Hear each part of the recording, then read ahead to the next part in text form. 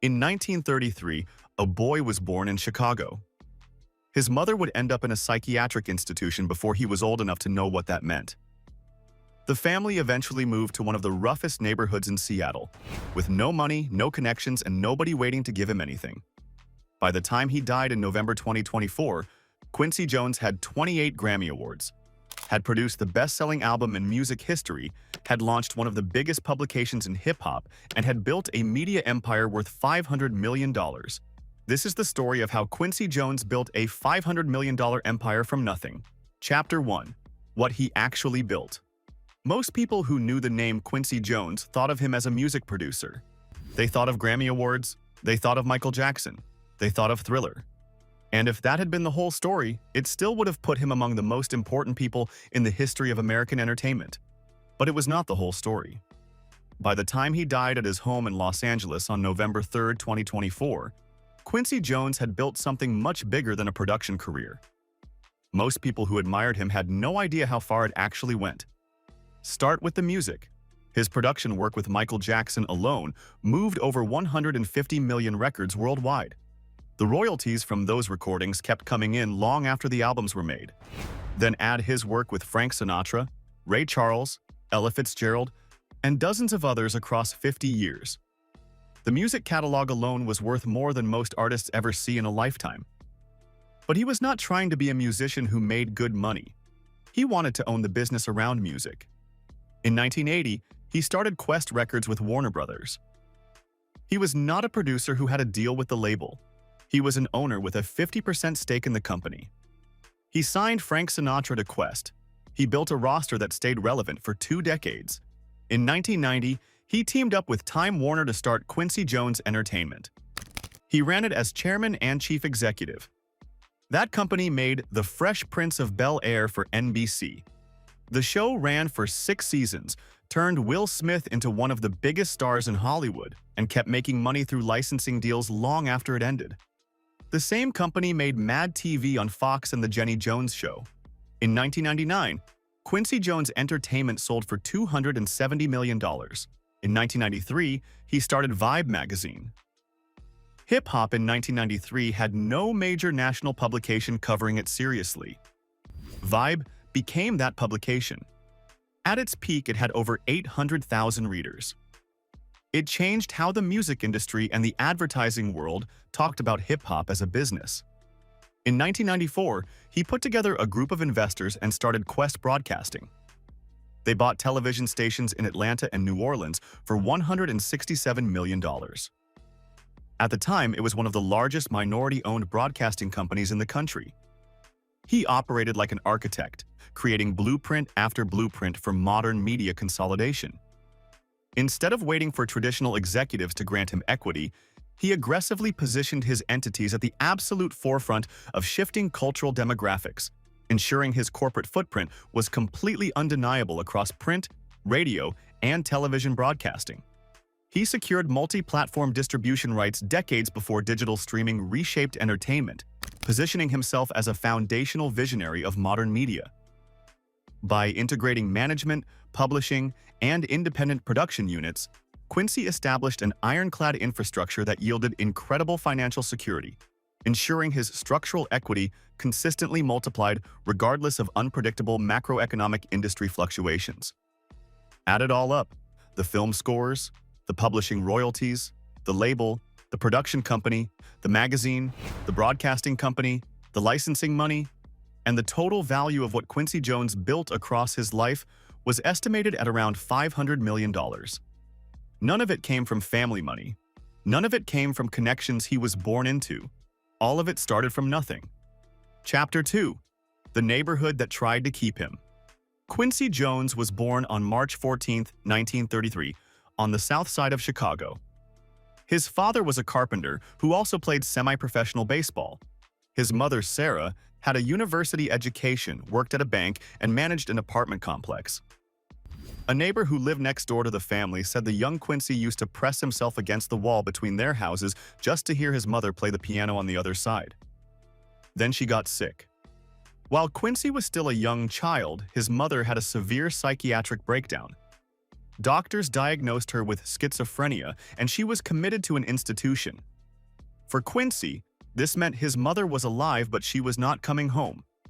He could not visit her the way you visit someone in a hospital and watch them recover. She was just gone. There was no explanation a child could understand and no clear endpoint to wait for. He brought her up in interviews for the rest of his life, even after he became one of the most successful people in the entertainment business, and it was clear every time that it had never stopped hurting. His father remarried. In 1943, the family moved to Bremerton, Washington, where his father found work at the Puget Sound Naval Shipyard. The stepmother was cold toward Quincy and his brother Lloyd. There were days when food was short. Quincy shined shoes and sold newspapers to have money. He spent a lot of time at the local recreation center because it was somewhere to go. One night, Quincy and some other kids broke into the building looking for food. They found a freezer with lemon meringue pie and ice cream and ate until they were full. Then Quincy walked through a door into another room. There was a stage inside. On the stage was an upright piano. He went over and pressed one of the keys. He wrote about that moment later in his autobiography and said that every part of him knew right then that this was what he was going to spend his life doing. He stayed in that room the rest of the night. He came back the next day, and the day after that. He tried different instruments at school: percussion, baritone horn, and trombone. Then he picked up the trumpet, and it felt like the right fit. He saved his money and bought one from a shop in downtown Seattle. The neighborhood around him was not sending many people toward good outcomes. There were gangs. This was a segregated American city in the late 1940s, and the options for black kids were limited in ways that had nothing to do with ability. Quincy said in interviews that he came close to getting pulled into the street life around him. He was not immune to it. He just kept going back to the music instead. Surviving that harsh environment required an intense psychological resilience that eventually shaped his relentless business focus. The sheer unpredictability of his early childhood forced him to seek order amidst structural chaos, a trait that allowed him to master complex musical arrangements and multi-million-dollar corporate contracts with identical precision and focus. He was 11 years old when he found that piano. Everything that would eventually be worth $500 million started in that room. Chapter 3. Learning it the hard way. Quincy Jones did not have parents paying for private lessons. There was no financial cushion that gave him time to develop at a comfortable pace. He learned by putting himself in rooms with professional musicians and absorbing everything he could, whether or not anyone had invited him. Seattle, in the late 1940s, had a real jazz scene. Black musicians passing through the city played clubs in the Central District. Quincy was working his way into those spaces while he was still a teenager. He went after every established musician who came through town: Count Basie, Duke Ellington, Billy Eckstine. Anyone who knew more than he did, he was asking questions. Count Basie took a personal interest in him when Quincy was around 13 and gave him access that most kids his age could not get near. Around age 14, he met a 16-year-old musician from Florida who was playing piano and singing around Seattle. His name was Ray Charles, going by R.C. Robinson at the time. The two of them started playing together. Early in the evenings, they played social clubs for white audiences. Later at night, they played the black clubs in the Central District. Playing two completely different rooms in the same night taught Quincy how to read an audience and adjust. That was not something any school was teaching. At 15, he auditioned for Lionel Hampton, one of the biggest band leaders in American jazz at the time. Hampton wanted to take him on the road. Hampton's wife Gladys said no. The boy was too young and needed to finish school. Quincy stayed, but he now knew he was good enough to work at that level. He spent a short time at Seattle University and then got a scholarship to what is now Berklee College of Music in Boston. He was there long enough to get something useful out of it. Then Lionel Hampton came back with another offer. This time, Quincy left school at 18 and went on the road. After the Hampton years, he moved to New York and started writing arrangements for anyone who would hire him. He played trumpet in studio sessions. He served as musical director for Dizzy Gillespie's big band tour through the Middle East and South America. In 1957, he moved to Paris and studied music theory with Nadia Boulanger, a composition teacher whose previous students had included Aaron Copland and Leonard Bernstein. He was not going for a certificate. He was going because he wanted to understand music at a level deeper than the people around him. By the early 1960s, he was one of the most in-demand arrangers in popular music. Frank Sinatra was calling. Count Basie was calling. Ella Fitzgerald, Sarah Vaughan, Dinah Washington. He was building recording sessions that music students still study today. Then, Mercury Records president Irving Green made him an offer that had never been made to a black musician before: a personal loan to clear his debts and a vice president position at a major American label. Quincy Jones became the first black person to hold a senior executive role at a major record label in the history of the American music business. He was 28 years old. Chapter 4: The Man Who Attended His Own Funeral. By 1974, Quincy Jones was 41 years old. He had scored more than 30 films, including In the Heat of the Night and In Cold Blood. He wrote the theme for Sanford and Son. He wrote the music for Roots. He had produced albums across multiple genres for 2 decades. By any measure, he had made it. Then he felt a pain in his head. He described it later as feeling like a shotgun went off inside his skull. He collapsed. It was a brain aneurysm. An artery had ruptured. Surgeons operated on him for 7.5 hours. While they were inside, they found a second aneurysm that was already close to bursting. He survived the first surgery, recovered, then went through a second surgery. When it was done, his doctors told him he had a 1 in 100 chance of making it. The people around him did not think he was going to survive. They organized a memorial service at the Shrine Auditorium in Los Angeles. Marvin Gaye came. Richard Pryor came. Some of the biggest names in American music and entertainment were there to honor him. Quincy Jones showed up to his own memorial service. He talked about it in interviews for the rest of his life, usually with some dark humor, but also with a genuine recognition that he had almost not been there to tell it. He made it through. But the surgeons had placed a metal clip inside his brain to seal the blood vessel. They told him that if he played the trumpet again, the pressure from blowing the instrument could move the clip. If the clip moved, it would kill him. He had to stop playing permanently. He tried one more time. He was on tour in Japan not long after the surgeries and picked up the trumpet and played. He felt immediate pain in his head. The clip had shifted. He put the trumpet down and said later that he just couldn't get away with it. That was the last time he ever played. The trumpet was what he had built his entire early career on. It got him the audition with Lionel Hampton. It carried him through the jazz circuit in the 1950s. It was the thing that gave him the right to be in every important room he had entered up to that point. Now it was gone. So he moved everything into producing, into being the person designing what happened in a recording session instead of performing in one. He had been developing an ability to hear what a song was missing, to hear the gap between what a singer was actually capable of and what was being captured on a given day since he was 14 years old playing clubs in Seattle. He had never stopped building that skill. Now it was the only thing he had left, and he put everything behind it. Chapter 5: The Album That Made History.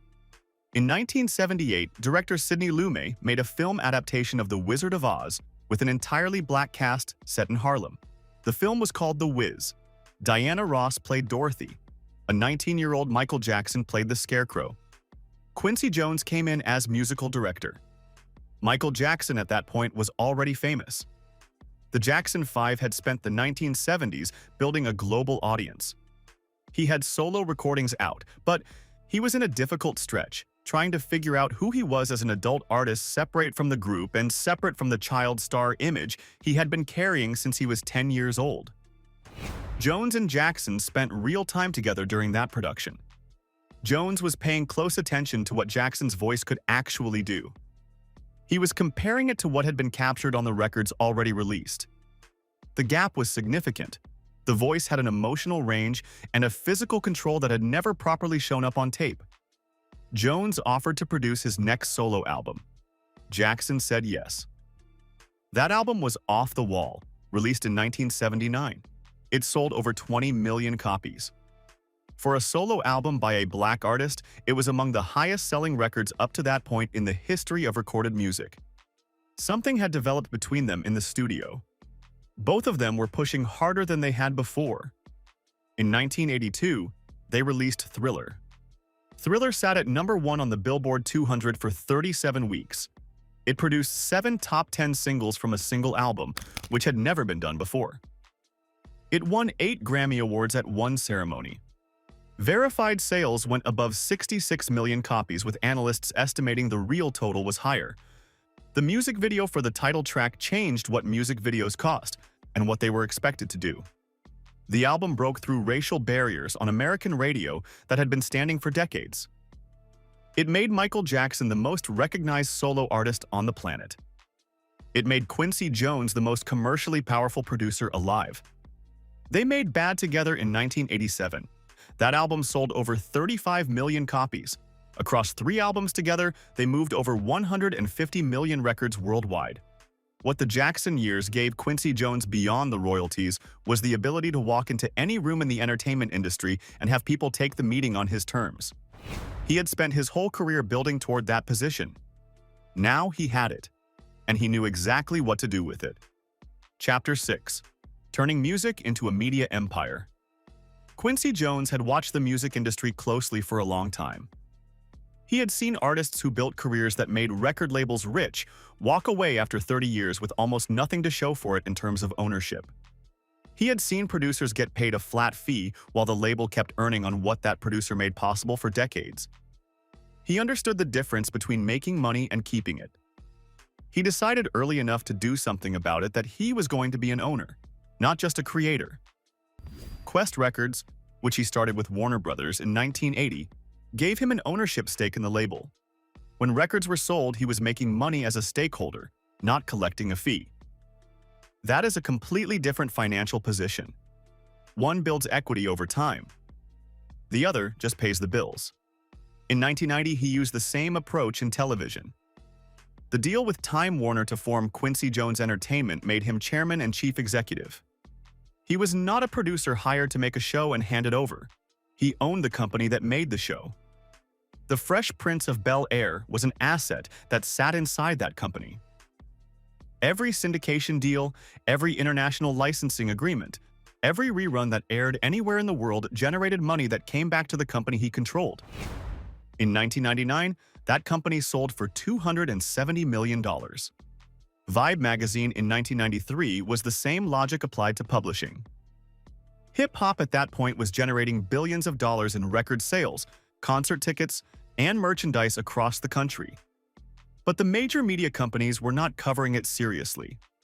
There was no publication doing for hip-hop what Rolling Stone had done for rock music. Vibe built that publication, grew a real readership, and showed advertisers that hip-hop had an audience worth spending money to reach. Quest Broadcasting in 1994 brought together a group of investors including NFL Hall of Famer Willie Davis and Don Cornelius, who created Soul Train. They bought television stations in Atlanta and New Orleans for $167 million. It became one of the largest minority-owned broadcasting companies in the country at that time. And then there was something that did not show up on any financial statement, but made every asset he owned worth more: his relationships. Quincy Jones spent 60 years building trust with people across every part of the entertainment industry. He worked with Frank Sinatra in the 1960s and with Tupac Shakur in the 1990s. In 1985, he organized We Are the World and got dozens of the biggest artists in music to come in and record together overnight. The fact that he could make that call and those people would show up had nothing to do with fame. It came from 6 decades of doing what he said he was going to do and treating the people around him like the relationships were worth something.